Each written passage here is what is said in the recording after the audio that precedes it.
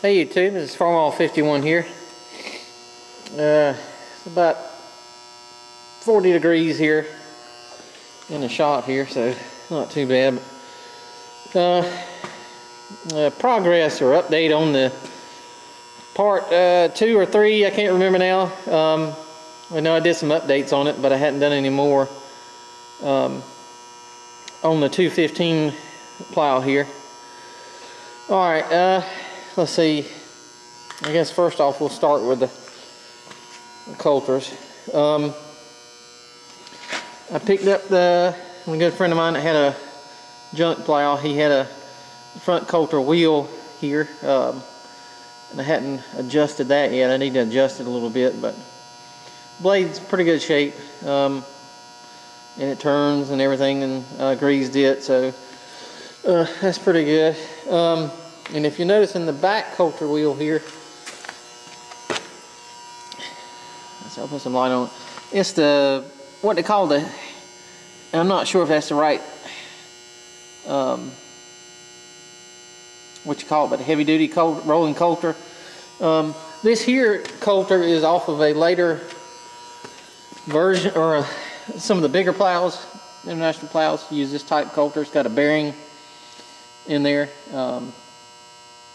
and it unbolts here, and it unbolts up here also.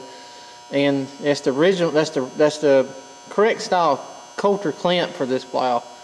However, I do not have the U-bolt that is supposed to go in there. I'm trying to find a U-bolt that fits it, but there's actually supposed to be a U-bolt that fits in there, and it goes all the way through. So, but this coulter here, coulter wheel here, you'll find on a lot of the larger international plows. And it's actually supposed to have the coulter that looks more like the one on the front here. Actually, not the way it mounts, but that style where it has a prong on each side. This here is a big improvement. And let's see, I can get some better pictures up here. As you can see, there has one nut that you unscrew that nut there and take that little plate there off, and you can take the wheel off. And that there is a big improvement because it requires only the one bearing, with the bearing on the other side, but it's easier to change out the blade, and it's easier to maintain, simpler. It works better, it's a little heavier, but it actually works on this plow because this plow here is, like the 3, I think they got a 3-point version of this also, but anyway. And if some of you keep up with me on Facebook, you'll see that I found the tail wheel for it, the correct tail wheel. And I believe they offered 2 different tail wheels for this plow. One that mounted up here and it had a little bit larger or heavier drum on the back. And they offered this, and then they offered a long landslide with the shoe, I guess, on the back. And I'm not sure, I need to find a little bit heavier spring, but I found this at right up the road from me. Did some trading and got that, and that's going to work pretty well. So got that done. That was the biggest piece I was worried about finding. I thought I would never find one of those. And actually the land side here cannot have been used very much because it is really square on the bottom there, just as square as it is on the top up here. So obviously they had the tail wheel set correctly, because how you set this tail wheel was these 2 nuts there.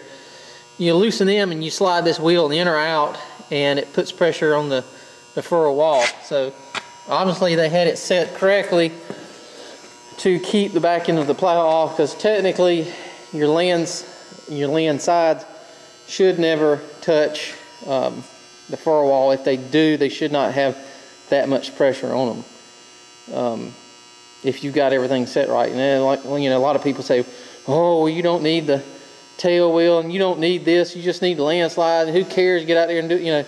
If you set your plow properly, just like if you set these coulters properly, it will cut better, it will pull better.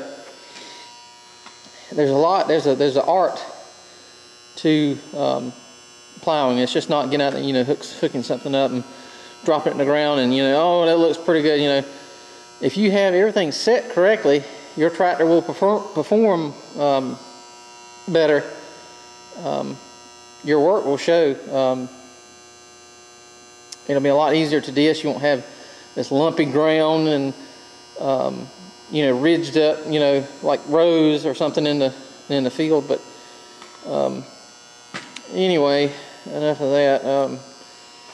This here, these have the International Super Chief bottoms on them. A lot of your earlier plows had the regular Plow Chief. These are the Super Chief, and then they have what they call the Heavy Duty Super Chief plows, and I believe they were just a little bit different of a wing. These are new old stock shares or points, and then the shin, your shin here, those are new old stock shins. Picked those up from a good friend of mine, my secret IH stock there, and I got correct bolts for them. That's not the correct bolt on the thing there, but I'm gonna have to work on that and get some. That's all I had right at the moment. But went to ACOC Tractor in Goldsboro and purchased these. Some people call them trash boards, some people call them cover boards, and the purpose of these cover boards here were to help throw the trash down, and when the plow was rolling the dirt, it will help cover up the trash better. They have a tendency to plug up a little bit if you're in heavy trash. Of course, if you're in heavy trash, you should have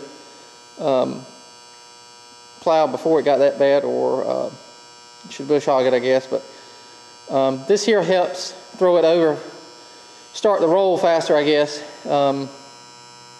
Helps it cover.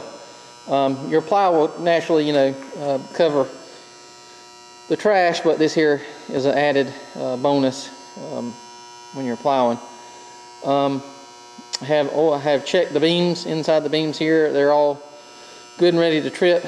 The only piece that I'm missing, I do not have on the back here of this beam, there is a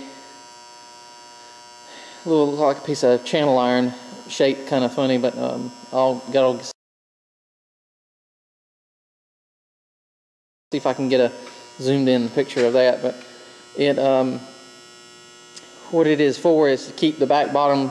If the back bottom were to strike an object and trip, it will keep it from throwing the tail wheel into the back of the plow and damaging the tail wheel. So we'll have to get that, because I've got the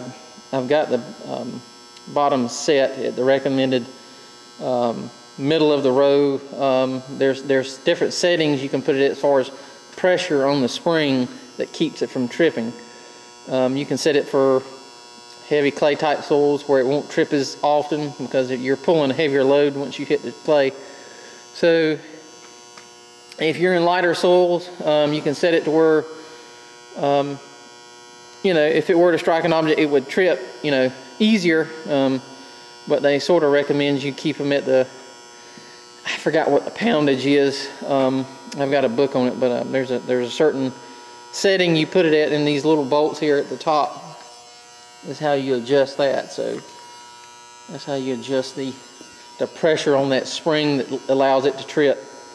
And you really don't want it on the maximum setting, because, you know, if you were to strike an object, you know, it would damage your fast hitch, and you don't want that.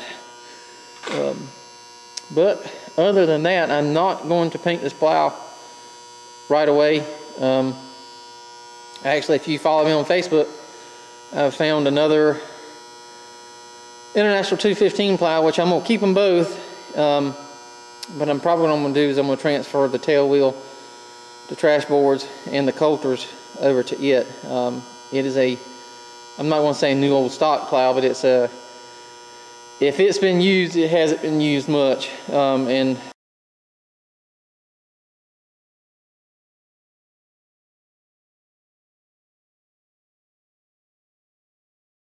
some little old granny's garden or something, because it has nowhere, I can tell, nowhere on the shares or the points or shins or anything like that. The board has nowhere on it.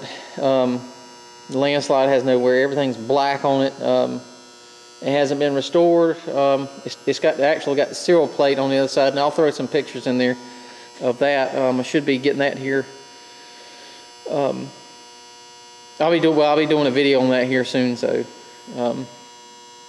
later on. But all right. Anyway, that's the International 215 moldboard plow with the Super Chief bottoms. It has every option but the gauge wheel that goes on the back and the joiners, which I'm not going to put the joiners on it, and which I could not put the joiner on the second coulter there. This one here you could put the joiner on, but I'm not going to. They're like hen's teeth, and finding them are next to impossible. You can find them, but I mean, I wouldn't want to. I'm just not going to put them on this plow, but there's mostly every option that you can put on this plow is on it. And I'm tickled to death. I picked it up from a good friend of mine, Jessie. Helped me out with this. So anyway, next plow date, it's not next plow date is not rained out. I'll have it there, and we'll see how it does. So I hadn't even had a chance to get it out in the field because we've had snow here. So, but anyway, thanks for watching, and that's the International 215 moldboard plow. And it's pretty much complete, other than painting it maybe in a couple months or something. We'll have to work on that when it gets a little warmer. But all right, thanks for watching.